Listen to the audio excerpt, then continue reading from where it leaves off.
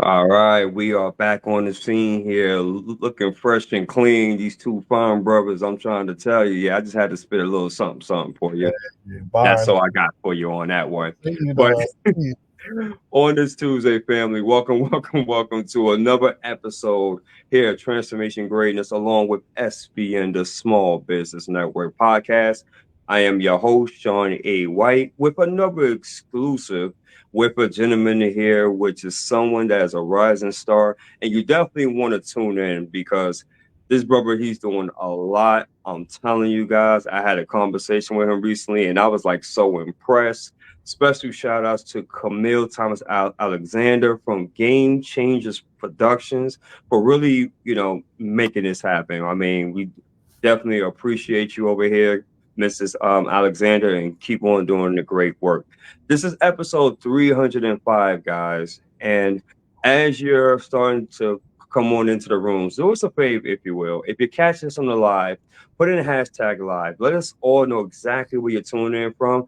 And if you should happen to catch this on a replay because it's a Tuesday, you probably doing other stuff, it's all good.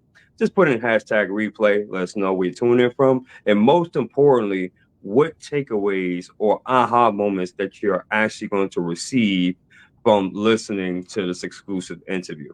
So with no further ado, like I mentioned, this brother here, he's doing so much as far as in his space. He is an entrepreneur. He is an artist. What I love too is that he's a hip hop artist. That's what I'm talking about. If you guys know me, I love hip hop. I mean, from the 70s, baby, I grew up around Sugar Hill Gang to Curtis Blow to Big Daddy Kane to, oh my gosh, Heavy D. And look, I can go on. The KRS's ones, right? The Beastie Boys, right? I mean, the Nas's, et cetera, et cetera, et cetera. And this brother here, he is no exception, but he done it his way. And that's what I like. He ain't trying to be like someone else. He said, you know what? I'm going to be a trailblazer and do it my way. And I just appreciate that because it takes a lot of courage and also confidence within yourself. And ladies and gentlemen, please welcome Will Hope Diggity. And he's about to drop you some knowledge and you're about to learn a lot from this brother. So welcome to the show, my man. Appreciate you. Hey, thank you for having me, man. Appreciate you having me, man. Thank you so much. For sure, for sure.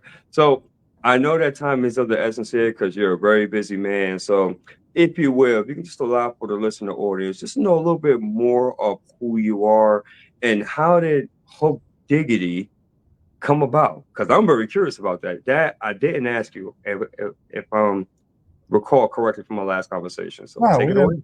We didn't get into that. My name is Hook Yeah, Diggy. Yeah, my name is Hook Diggy. I'm a throwback modern hip hop artist. I kind of make music that I say that you play at the cookout. You play with your friends. When you just hanging out, you want some good music to listen to. You want to vibe to. Everything like that. If you just happen to listen to the words, you might catch something that's kind of smooth. I'm pretty much a proponent of classic hip hop. Bars saying something. I like to make music that's timeless, not necessarily something that's going to be derogatory. I want it to be uplifting, affirming, and fun, at the same time. So some of the hip hop classic greats he was mentioning, definitely, I respect the OGs. I respect hip hop in its culture in its purest form, period. It's a lot of dope new artists now. It's been dope artists throughout, the time of hip hop, the 50 years that we've been around. So I can always respect lyricists, people who appreciate the culture, people who appreciate making good music. Because that's what I'm all about. I'm originally from Flint, Michigan. Shout out to Flint. Flint is in the building. My Detroit people, what up, though? I currently reside in Atlanta, and I just travel all over the place, trying to do good works, man. Put good stuff out there. You receive it back. So that's a little bit about me. I'm on all streaming platforms. If you want to check out some of my music, like I said, it's throwback modern hip hop. So it's music meant to make you feel good, meant to be upbeat, give you that good vibe, and all of that kind of stuff. You can Google me. I'm on YouTube, streaming platforms, all of that. Check me out. Looking forward to connecting with you too, because that's what's important. Connecting with fans, connecting with people who like the music, connecting with people who support the culture. All of that's important. Yeah, absolutely, man. And for most people that know me, that they, I love as far as like positive hip hop, right? It has to be like with a message. So people like Common, Mos Def, Queen Latifah, MC Light, I just like a good positive message. I also love storytellers as well. So I used to love people like Nas, like I mentioned earlier. People like Kumo D. People like uh wow man, it's just so many. Like my mind is just racing. It's just so many MCs or people that just had like great positive messages, like Andre 3000. And I just believe that. And this is a great question to ask you as well, Will. Bro, In terms of hip hop, right? What do you feel, in your opinion, is the state of the hip hop culture in 2024? How do you feel about the culture where it's existing now, as opposed to when me and you was coming up? good, good. Man, that's a tough question. The biggest Yeah, thing, is access and accountability. Back when you think about, the Big Daddy Kane's, the MC Lights, they were trailblazing, blazing. We really didn't have a lot of access to those artists, and they didn't have a lot of access directly to the fan. Nowadays you can go right from your bedroom right to your fan. You can figure out who your fan base is overnight. And with that, of course, with great power comes great responsibility. It's a lot of artists that aren't taking that accountability for the type of music that they're putting out, for the type of image that they're putting out. You just putting it out. It's almost kind of like microwave, 30 seconds, in and out, boom, check me out, like me overnight. I want to go viral. I want to blow up. And people are willing to do pretty much anything to get to that, to that top spot. I think that, commercial wise, the powers that be, the big labels, big machines, they're going to always control what seems like a false narrative of hip hop. Um, but I think that there's plenty of good artists still out there. There's plenty of good music still out there. And I don't shy away from continuing to push people towards support what you want to support. If people didn't support the stuff that we complain about, then they wouldn't be there. It's kind of like it would fall on deaf ears. So when I talk to a lot of people, they'd be like, "Oh man, this is so great! I'm so glad to find this man. It's not a lot of not a lot of good hip hop out there." I ask, like, well, where you been looking? Where have you been looking? If you kind of looking in the places where that's not the model, then you're not gonna find it. very So true. I think that it's hard to go up against a machine. They figured out how Mhm. to they figured out how to what to monetize hip hop in a way that it's used in so much, and so it going against that machine, you need a lot more support to it, and and shout out to a lot of the new artists that actually do try and stay true to the art form, in those big positions. But I can completely get why you get some of the stuff that you be like, man, how did this make it on the radar? How did this get here? How did we start going from listening to this to listening to that? And definitely understand the grind and the hustle that people are putting out there. But my biggest thing is like, I don't mind it, just be accountable for it, you know. And that's the biggest thing. What are you doing to help the culture make another 50 years? Make your music, make your money, but are you doing something and planting seeds that's going to help us continue to make, 50 years moving forward? You know what? That's a great point, and I love how the way you frame that, because listen, I'm an entrepreneur, and I'm all in favor as far as for people. Look, get your money, right? Get your money. I always had a thing where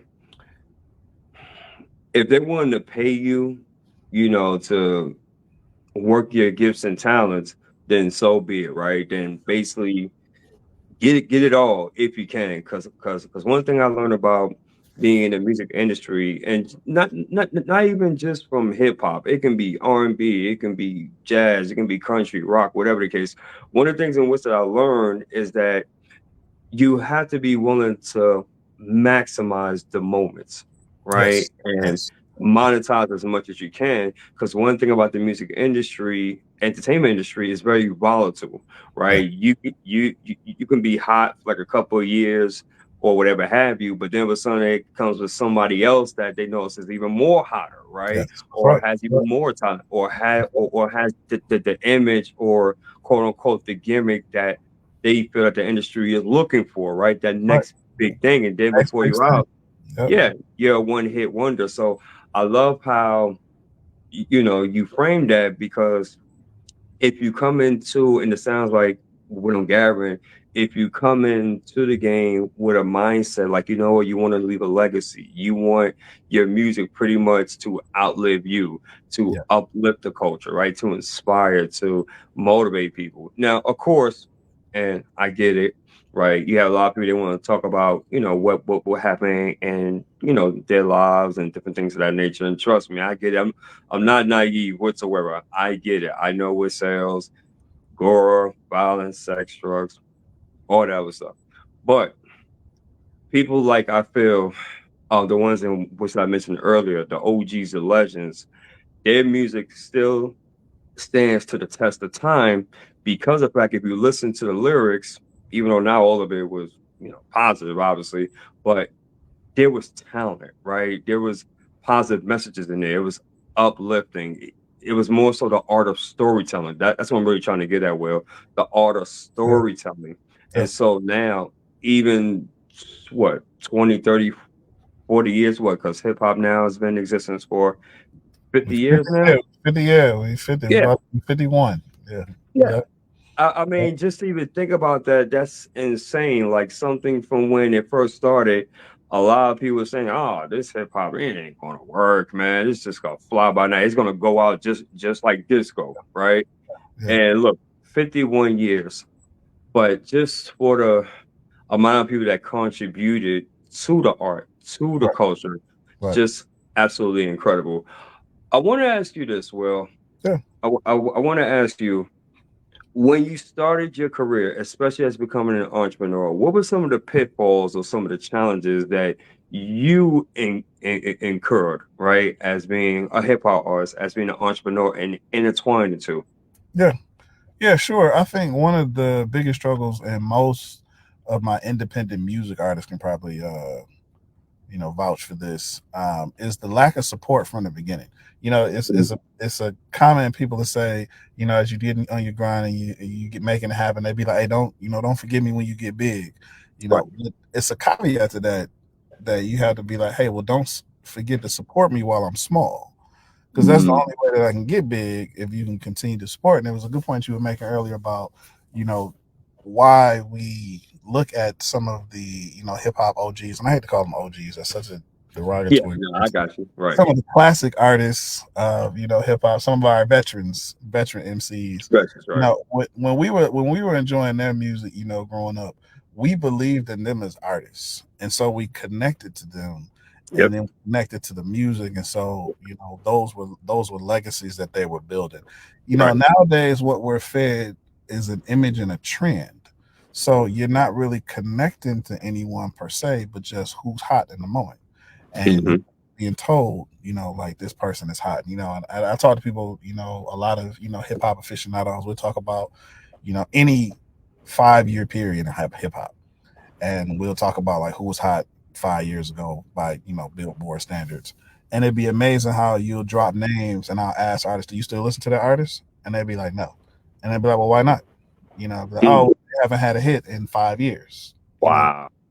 But you supported them then, you should still be supportive of that artist. So we're taught to, like trends now instead of, artists and everything like that. So that's Mhm. a big pitfall coming up, is finding the support, because you want to. I know for me that I'm really big on, when I push new people to my music, is that, hey, if you don't like the music, that's cool. It's not for you, and that's cool. I don't want to, push it, on anybody. It's because for me, it's more or less like, if you vibe with the music, then you probably vibe with me as a person, because I'm Right. trying to be authentic through the music. And so, and Right. I'm all about building like community and connection through the music. So if you can vibe with the music, then hey, that's cool. That's cool. So finding your target audience, I talk to a lot of artists about that. Don't try to push, your stuff on everybody. They'll be quick to be like, hey, check me out, check me out, check me out. Right. But Right. Right. like, Right. hey, have you figured out like who would like your music?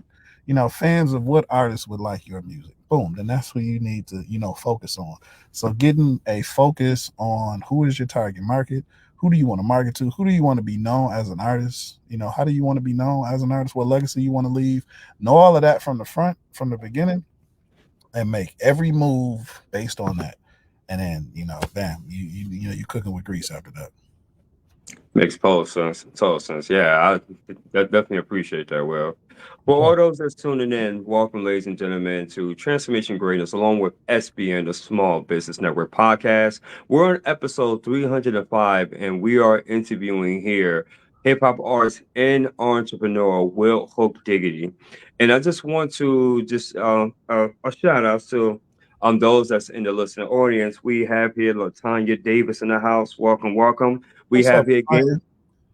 Game Changers Productions owner and founder herself, Camille Thomas Alexander in the house. And she said, "Good evening, everyone." Hey, And Camille. we also have Daryl Jenkins in the house. Welcome, What's up, welcome, Daryl? welcome.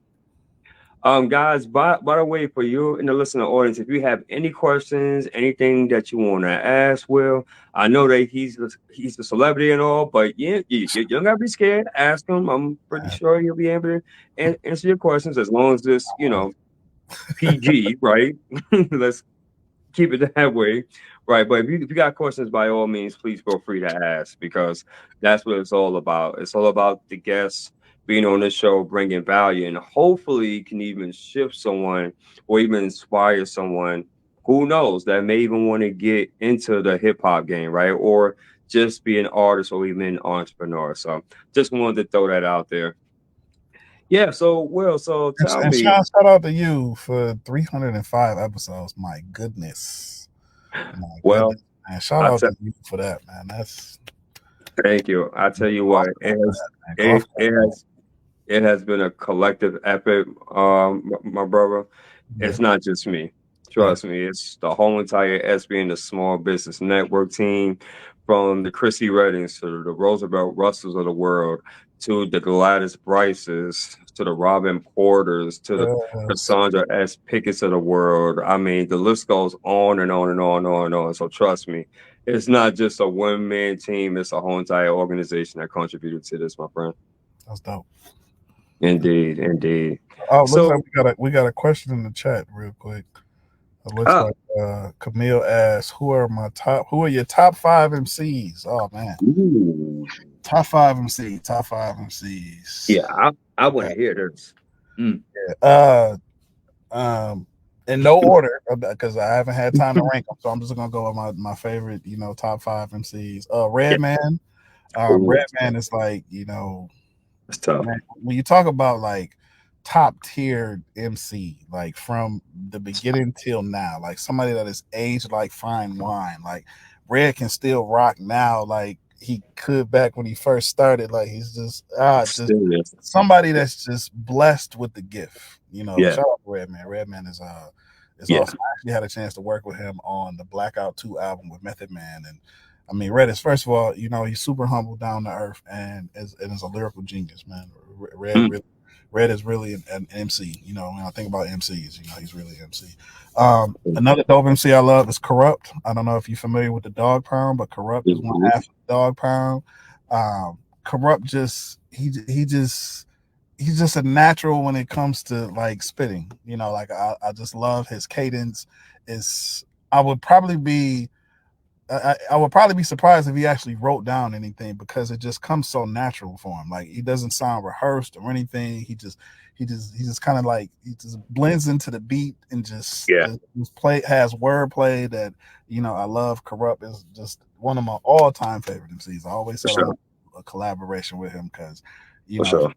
I love a lot of Death Row stuff, but when I just listen to how Corrupt just kind of sneaks in and out and gives you Yeah, this performance that's like almost theatrical, man. Corrupt is definitely one of my favorite MCs.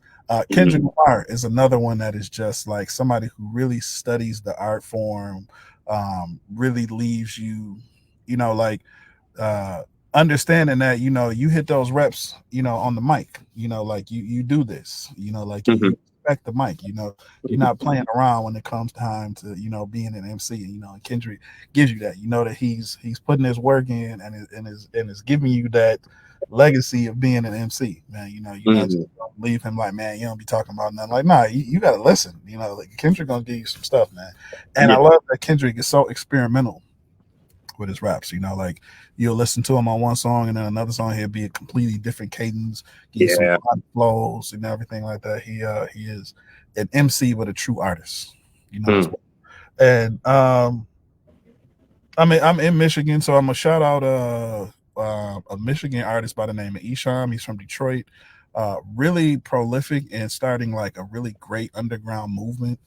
Back when he was doing stuff, he is a great artist, great MC as well. I learned a lot from listening to his wordplay, how he was able to um, really dig into like production early on, like really complex productions and really catchy hooks. And it's definitely one of my favorite MCs as well too. So shout out to my Detroit person, Esham, man. Esham's dope. And continue it with Michigan. I gotta throw Eminem in there, man. You know, that's the hometown love right there. Eminem, a dope MC. You know, he just, you know, for when you think about, you know, everybody that I've mentioned on this list, respecting the greats and respecting the art form and really digging into like being, being top tier. You know, you can tell that every time they get on a track, they like, you know, what's the best I can do? Like, what's the highest weight I Mhm. can push up? You know, what's the longest reps I can do? You know, like let's Mhm. go with it. So that would be my top five, Camille. Camille, Man. he's from my state. Dope. Whew. Man, you know what? I mean, when I was younger, I can say my top five with no problem, right? Oh yeah. No Oh problem. yeah. But Oh yeah. now, because hip hop done evolved so much, Yeah. ooh, for me to do a top five, it would be so hard, man. So hard. Oh my gosh. Yeah. Because I have to factor in the veterans along with those that came about in the 90s, 2000s, and even now. So I'm just going to just spit out five, Come no on. Come on. particular. Give me your five. Give me your five. It's no particular order because it's subject to change. Oh my goodness. Oh man, my top five. I'll have to say number one for me being a Brooklynite, man, because I'm born and raised from Brooklyn, the notorious, glorious B.I.G. I'm, BA. Come on. Come on. I'm sorry, man. And House. in terms of just freestyle, in terms of telling a story, in terms of really captivating, and his performances was like ridiculous, man. So Yes. Yes. he just had a way of just with words. I mean, you talk about words, where he just had a way with words, man. Fun fact about the notorious Big, because he used to live in my area. Would you believe that he never written down anything? Yeah. Yeah. Never, I can believe that. I can believe never, that. Yeah. Biggie was another never. one that was a natural. He was just like, just give me the Just a mic. natural, Let me just go. Let me go. right? Right. Just give me a beat. Just let me just go, and he would just spit it out, and you were like, "How did you do that?" And it was just effortlessly, man. It should truly amaze us. Number two, oof. Number two. For me, it's a toss up between Nas and Tupac. I Okay. gotta say Okay. it's Okay. You cause ranking Tupac. yours. So you're ranking yours right now. So go ahead. Yeah, Go ahead. I Yeah. mean, but it's tough because Tupac, he was so versatile, man. Like he can be a poet, then he can be a radical, then he can be an extremist, then he could be someone that's very calm, down to earth, right? Then he has so many different facets as far as to his ability. Plus, he was an activist. I mean, it was just so many different areas of Tupac. It was just unreal, man. Like really unreal. So for me, Tupac and Nas was just, I don't know, just like being a storyteller. He had a way of really portraying New York City streets like I never heard nobody ever before, man. Like literally was just on point with it and just a smooth cat, man. Just a real smooth cat. Yeah. And very, very highly intelligent. Very, Highly, highly very, intelligent. very, very, very. Very intelligent. Very intelligent. Number four. Oh man, this is gonna be hard, man. Because I'm thinking about KRS-One. I'm thinking about Slick Rick. I'm thinking about Lil Wayne, Eminem, Busta Rhymes, Mos Def, Kendrick Lamar.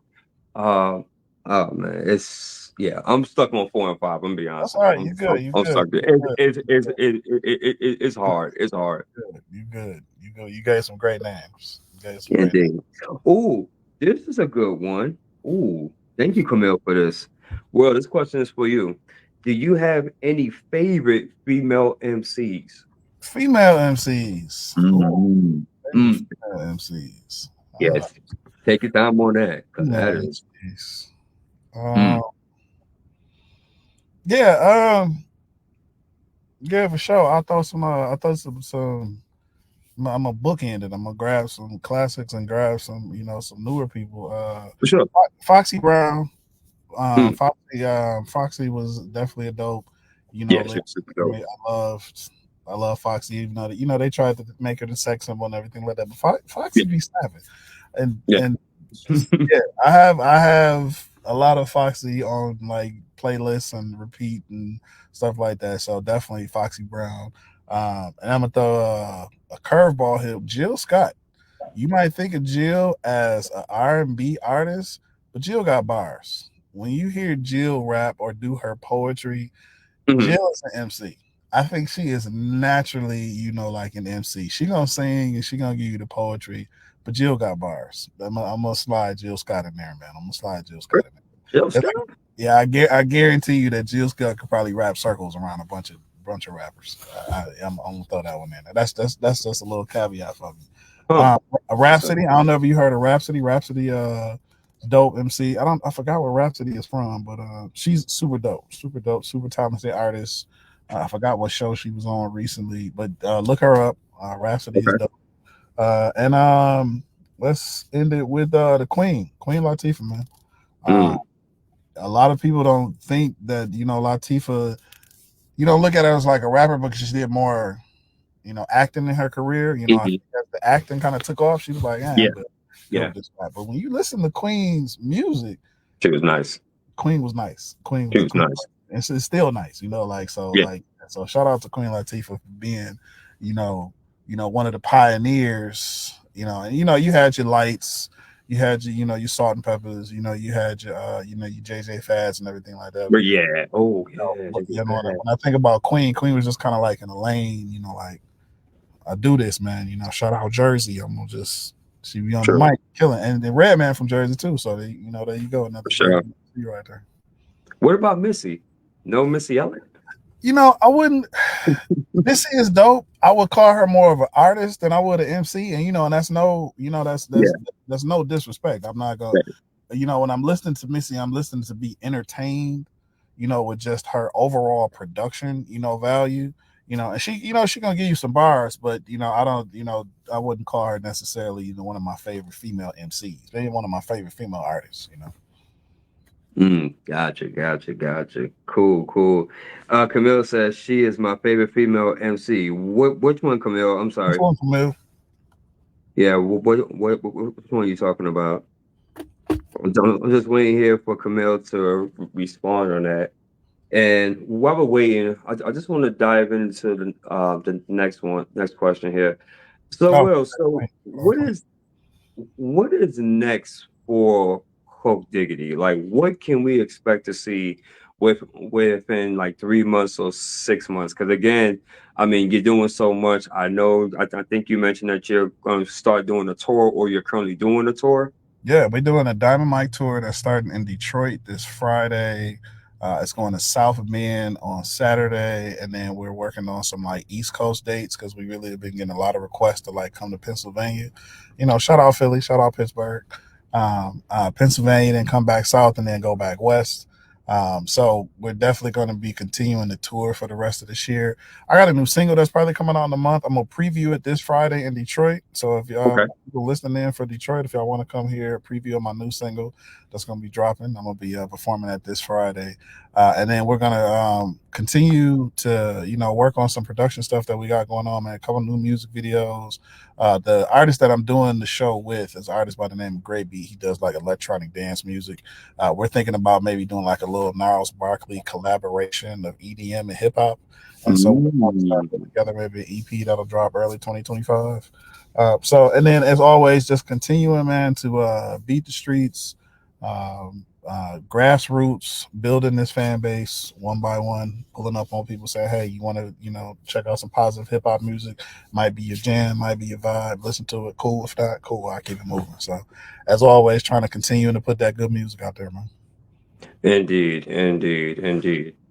Well, I'm always very curious anytime that I connect with, entrepreneurs and those that's doing great things out in the world.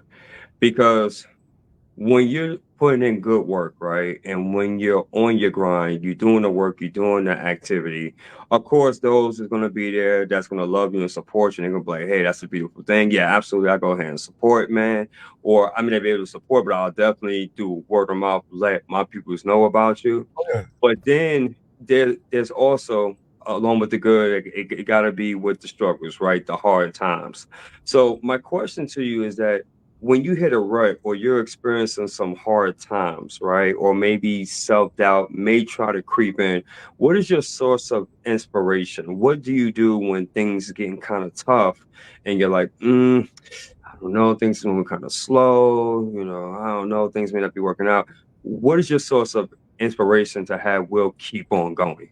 yeah, yeah. I mean, the biggest thing is just remembering your purpose, remembering why you want to do what it is that you're doing. And so for me, because it comes from a place of positivity, if I want to make people feel good and I want to put good out there, I'm reminded that there are people who appreciate that. So you start to, yeah, there's something called like your morning formula, to where you kind of put together your list of your affirmations, what you want to put out there in the world, the things that you're grateful for. One of the things I put in my morning formula is like testimonials or comments from fans that say, how the music changed their life. And so you remember stuff like that, and you constantly remind yourself, why you're doing it, a greater purpose behind you to continue to do it. And so when you get distracted, or you slow down, or you get in the rut, like you said, you can kind of remember why you're doing, what it is that you're doing, and motivation to keep going. And that seems like a simple answer, but it's just a start. That's just going to continue to get you the motivation to be like, okay, cool. Now that I'm back and realizing why it is what I'm doing, now you got to figure out the what and the how. So, I'm a practical person. So it's like, if you're thinking about like, okay, why are we in this rut? What do we need to do more of? What's not working? What do we need to fix? Being a realist about it and being able to get back into the game, for real. That's the best way to think about it. Staying focused on your why, and then figuring out the what and the how. Boom, get back in the game for sure. Sharif is in the say chilling fam. Yes, sir. Yes, sir. Yes, sir. And we have here, yeah, that's my cousin, by the way, too. Hey, what's up, cuz? Yes, sir. Yes, sir. Good and good to see you too. By the way, fam, for real. And we got yeah, he said good show. Keep up the good work, man. Tell him I said Yes, thank you for sure. indeed, indeed. So, Will, how can others get a hold of you, my friend? Sure. Go to hookdiggy.com. I think my name is up here. HOOKDIGGY.com. Everything about me that you need to know was on there. You can join my Hook Diggy Music Fam. That's like my private community where we connect, and I do like, live streams. I share music. We do like trivia night, meet and greets, because I'm all about fan connection. That's important to do. If you want to just kind of be like, nah, that's not for me, but I'll check out the music. It's music on there for you to listen to, videos for you to check out. If you got streaming platforms, you can type in Hook Diggy and any of the streaming platforms, pull up some of my music, see if it's your vibe, see if you jam with it. And yeah, I'm out there, man. I'm easy to get to. But the best way to get to me is go to hookdiggy.com, just type my name in.com, or just type it in Google and go down the rabbit's hole. There it is. There it is. For all those that are just tuning in, welcome once again to Transformation Greatness, along with SBN the Small Business Network Podcast. This is episode 305 here with Will Hook Diggity.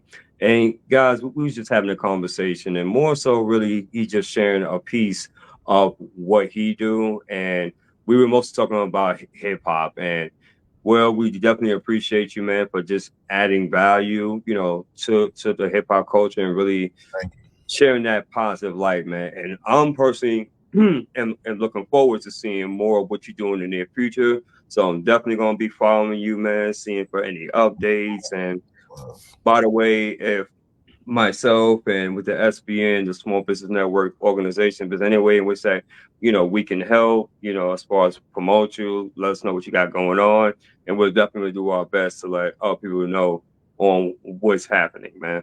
For sure. I So, appreciate you. Thank you for having me on, man, and thank you for continuing to bring people on to share, the good works that they're doing, man. Because I checked out some of your other episodes too, and I mean, it's we we talked about this earlier about like, if the only thing that people are pushing is negative, and that's what they're gonna follow. But if you got something over here like what you were doing, and you were pushing it out there, then hey, when people say, hey, well, I need some, good to get behind and support, y'all can be like, boom, check out Transformation Greatness and the SBN because they're doing good works, man. So I thank you, man, for what you were doing as well.